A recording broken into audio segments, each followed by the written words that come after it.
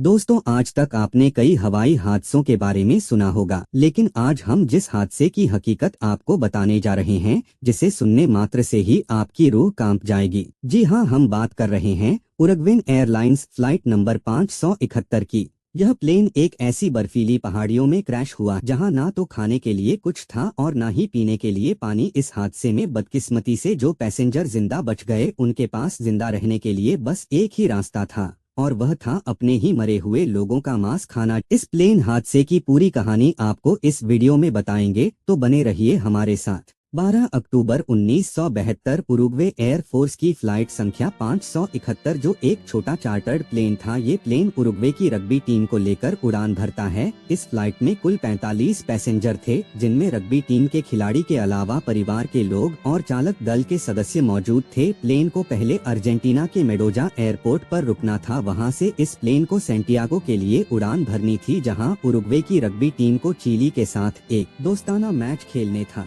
Plane safely Argentina के Mendoza airport पर land करता है। लैंड करने के बाद यहां शाम हो चुकी थी, इसलिए पायलट और खिलाड़ियों ने मेंडोजा में ही रात रुकने का फैसला किया। तारीख 13 अक्टूबर 1972 प्लेन सेंटियागो के लिए उड़ान भरता है। 1 घंटे का सफर बीत चुका था और अभी तक सब कुछ ठीक चल रहा था। टीम के खिलाड़ी और उनके साथ परिवार के लोग काफी एक्साइटेड थे, क्योंकि उन्हें अगले दिन सुबह मैच खेलना था। लेकिन उन्हें क्या पता था कि उनके साथ अनहोनी होने वाली है। कुछ ही देर बाद मौसम का रुख पलटता है और अचानक आसमान में घने बादल और धुंध छा जाती है। इस बीच प्लेन इंडिस पर्वतों के ऊपर उड़ान भरने लगता है। खराब मौसम की वजह से पायलट को भी कुछ दिखाई नहीं दे रहा था। विजिबिलिटी बहुत कम हो चुकी थी। इस बीच अचानक पायलट को सामने ऊंची बर्फीली पहाड़ी दिखाई देती है। पायलट को लगा कि प्लेन पहाड़ी से टकरा सकता है, लिहाजा उसने तुरंत ही प्लेन के योक को ऊपर खींचता है। लेकिन प्लेन ऊपर की ओर फ्लाई करता तब तक बहुत देर हो चुकी थी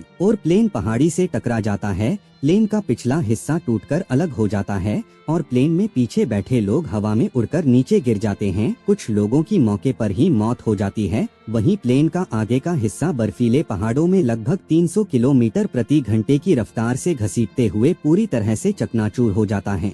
प्लेन में सफर कर रहे 45 यात्रियों में से 16 लोगों की मौके पर ही मौत हो चुकी थी और बाकी बचे 29 लोगों को गंभीर रूप से घायल हो चुके थे। कुछ की स्थिति ज्यादा गंभीर थी तो कुछ लोग होश में थे। जैसे ही इस हादसे की खबर एयर ट्रैफिक कंट्रोल को लगती है, वह बिना किसी देरी किए रेस्क्यू टीम को इंडिस पर्वतों के लिए रवाना कर देती है और 8 से 10 रेस्क्यू प्लेन कुछ ही देर में एंडीज पर्वतों के ऊपर चक्कर लगाने लगते हैं कि आखिर प्लेन क्रैश कहां पर हुआ है। कई चक्कर लगाने के बाद भी रेस्क्यू टीम प्लेन को ढूंढ नहीं पा रही थी, क्योंकि सफेद बर्फीली पहाड़ी में सफेद प्लेन को ढूंढना इतना आसान नहीं था और ऊपर से प्लेन के ऊपर सफेद बर्फीली चादर जम चुकी थी। इस वजह से रेस्क्यू टीम को प्लेन दिखाई भी नहीं दे रहा था। अब शाम भी हो चुकी थी और रेस्क्यू टीम भी अपने सर्च ऑपरेशन को रोककर वापस जा चुकी थी। अब जिंदा बचे लोगों के लिए सबसे बड़ी चुनौती थी कि वह इस बर्फीली पहाड़ी में जिंदा कैसे रहेंगे, क्योंकि यहाँ का टेम्परेचर 10 डिग्री था, जो कि इंसान के खून को चंद घंटों में जमा सकता था।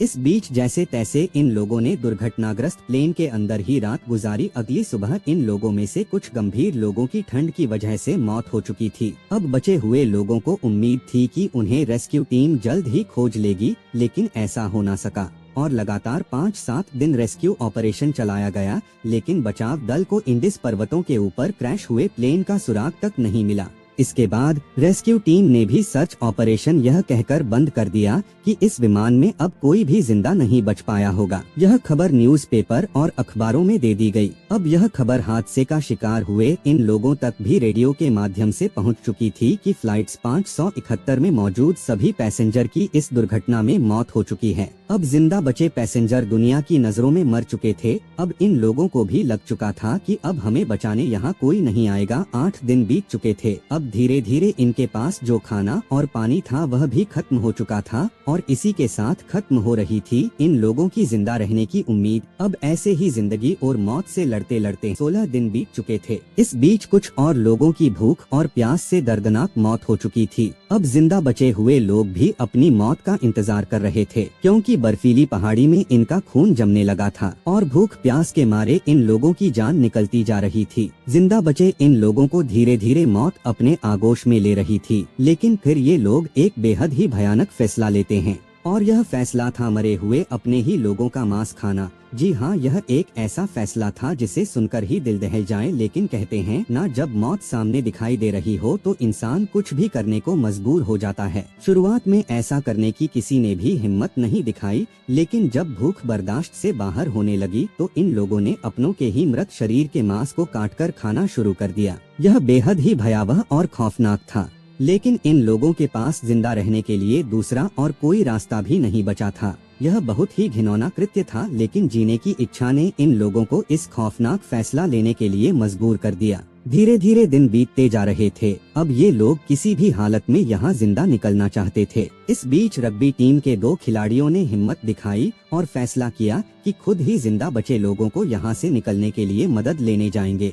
इन दोनों ने प्लेन के मलबे से कुछ सामान और कपड़े निकाले और फिर ये दोनों मदद लेने लिए निकल पड़े। यह दोनों लगातार 10 दिनों तक बर्फीली पहाड़ियों में चलते रहे। लगातार 10 दिनों तक चलने के बाद इन्हें एक गांव दिखाई देता है। वहां पहुंचकर ये लोग अपने साथ हुए हादसे के बारे में गांव वालों को बताते हैं। इसके बाद दोनों जल्द ही रेस्क्यू टीम साथ जिंदा बचे लोगों को बचाने के लिए इंडिस पर्वतों की ओर निकल जाते हैं और हादसे के 72 दिनों बाद 16 लोगों को जिंदा बचा लिया जाता है। जब इस हादसे की सच्चाई दुनिया के सामने आई तो इस घटना ने लोगों को झकझोर कर रख दिया। किसी ने इन लोगों को अपने ही लोगों का मांस खाने पर इन लोगों की निंदा की तो किसी ने इन्हें सही बताया, क्योंकि जान बचाने के लिए अपने ही मरे हुए लोगों का मांस खाना इन लोगों की मजबूरी थी। दोस्तों, आपको क्या लगता, इन लोगों ने अपनी जान बचाने के लिए सही किया या गलत? कमेंट बॉक्स में कमेंट कर अपनी राय जरूर दीजिएगा। और हमारा यह वीडियो पसंद आया हो तो वीडियो को लाइक और चैनल को सब्सक्राइब जरूर कीजिएगा।